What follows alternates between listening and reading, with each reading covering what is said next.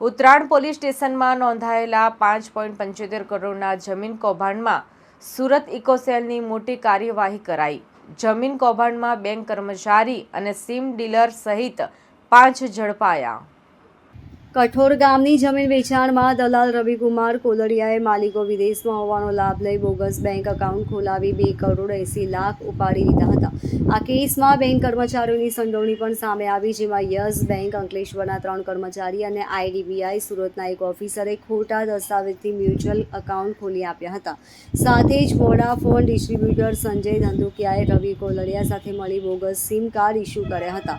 પકડાયેલા આરોપીઓમાં સંદીપ કુમાર પિલુદરિયા, આઝાદ ખાન પઠાણ, શિવાની પટેલ, યાજ્ઞિક વઘાસિયા અને સંજયભાઈ ધંધુકિયાનો સમાવેશ થાય છે। આરોપીઓએ ફરિયાદી પિયુષ કુમાર સાસપરા પાસેથી 4 કરોડ 81 લાખ બેંકથી અને 94 લાખ રોકડા લઈ 5 કરોડ 75 લાખની છેતરપિંડી કરી હતી।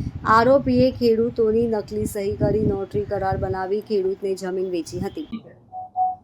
સુરત શહેર પોલીસ કમિશનર અનુપમસિંહ ગેહલોત સાહેબના માર્ગદર્શન હેઠળ સુરત શહેર ઇકોનોમિક ઓફેન્સીસ વિંગ જે ઇકોસેલ છે, જે સુરત શહેરની અંદર દાખલ થતા તમામ જે આર્થિક ગુનાઓ છે એની ઉપર ફોકસ કરી રહી છે। અને આ જ અનુસંધાને સુરત શહેર ઇકોનોમિક ઓફેન્સ વિંગ દ્વારા એક ખૂબ મોટી સફળતા જમીનના કેસમાં છેતરપિંડી કરવાના ઈરાદે જે મૂળ એકાઉન્ટો ખોલી નાખનારા જે કર્મચારીઓ છે, બેંકના કર્મચારીઓ, અને સાથે મ્યુલ એકાઉન્ટ ખોલવા માટે જે સિમ કાર્ડ આપનાર જે સર્વિસ પ્રોવાઈડર છે એની ધરપકડ કરવામાં આવી છે। બનાવની જો હકીકત કહીએ તો એક આરોપી છે રવિકુમાર કોલડિયા। આ રવિ કોલડિયા જે ફરિયાદીને મળ્યો હતો અને રવિ કોલડિયાએ ફરિયાદીને એવું કહ્યું હતું કે મારી પાસે એક જમીન છે, એ જમીનનો મારી પાસે સોદા ચિઠ્ઠી છે અને આ જમીન હું તમને વેચી આપીશ।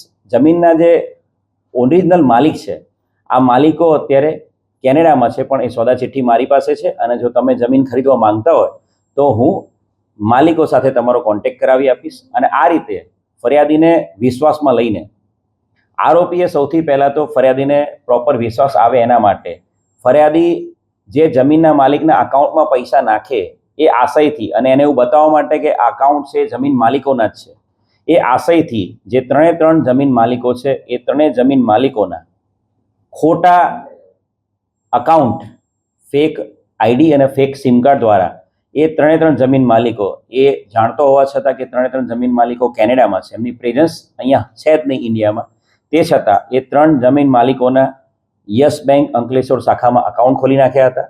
અને એ અકાઉન્ટ ખોલવામાં જે યસ બેંકના એના કર્મચારીઓ છે એમણે મદદ કરી હતી। અને ત્યારબાદ એ અકાઉન્ટોમાં એણે જે ફરિયાદી છે એની પાસેથી બેંક અકાઉન્ટમાં એણે પૈસા લીધા હતા, પૈસા જમા કરાવડાયા હતા। 4 કરોડ 81 લાખ જેટલી અમાઉન્ટ આ અલગ અલગ અકાઉન્ટોમાં જમા કરવામાં આવી હતી ફરિયાદી દ્વારા।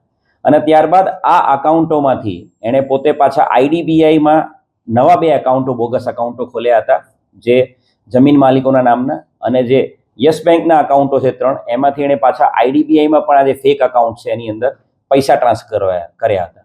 કુલ મળીને 4 કરોડ 81 લાખ રૂપિયા એ આ અલગ અલગ જે ડમી એકાઉન્ટો, મ્યુલ એકાઉન્ટો જે બન્યા હતા, જે જમીન માલિકો છે જે કેનેડામાં હતા એમના એ અકાઉન્ટોમાં પૈસા ગયા હતા અને તમામ પૈસા છે એ આ રવિ કોલડિયાએ પૈસા એના હડપ કરી લીધા હતા। ફરિયાદીની ફરિયાદના આધારે આ સમગ્ર બનાવ અનુસંધાને ગુનો દાખલ કરવામાં આવ્યો છે। અને આ ગુનામાં જે કહ્યું એ પ્રમાણે યસ બેંક અંકલેશ્વરના કર્મચારીઓ સંદીપ કુમાર, રણજીત પિલુદરિયા, આઝાદ ખાન પઠાણ, શિવાની સામંતભાઈ પટેલ, અને એ જ રીતે આઈડીબીઆઈ બેંક ઘોડદોડ રોડના જે કર્મચારી છે યાજ્ઞિક વઘાસિયા, એમ કુલ 4 બેંકના જે તે સમયના કર્મચારીઓની આ મ્યુલ એકાઉન્ટ ખોલી આપનારા કર્મચારીઓની ધરપકડ કરવામાં આવી છે। અને સાથે સાથે આ જે બોનાફાઇડ જમીન માલિકો છે એમના ફેક સિમ કાર્ડ બનાવી આપનાર જે વોડાફોન કંપનીના ડિસ્ટ્રીબ્યુટર એજન્સીનો જે ચલાવતો હતો સંજય ધંધુકિયા, એને પણ ધરપકડ કરવામાં આવી છે। કુલ 5 આરોપીની ધરપકડ આ ગુનાના કામે કરવામાં આવી છે। અને આ ગુનામાં આ અકાઉન્ટ ખોલી આપવામાં અન્ય કોઈ વ્યક્તિઓ મદદ કરતા છે કે નહીં એ બાબતે આરોપીની રિમાન્ડ લઈને હાલ પૂછપરછ કરવામાં આવી છે। યસ બેંક અને આઈડીબીઆઈ બેંક બંને બેંકના જે તમામ જે સિનિયર મેનેજર્સને એ બધા છે એમની પણ હાલ પૂછપરછ કરવામાં આવી રહી છે, જેથી કરીને આ અકાઉન્ટ ખોલી આપવા પાછળ જે આરોપીને મદદ કરનાર અન્ય કોઈ વ્યક્તિ પણ જો સામેલ હોય તો એની ભવિષ્યમાં ધરપકડ કરવામાં આવશે। Bureau report LK star news, Surat.